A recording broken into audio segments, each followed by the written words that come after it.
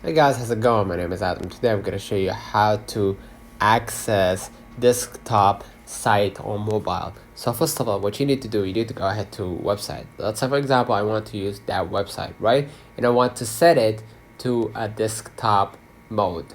Now, in order for this to work out, in order for this to be done, what I'm gonna do, I'm gonna click right here, the capital double A right here at the below left corner, and you're gonna see right here multiple options. Go ahead and click request desktop website.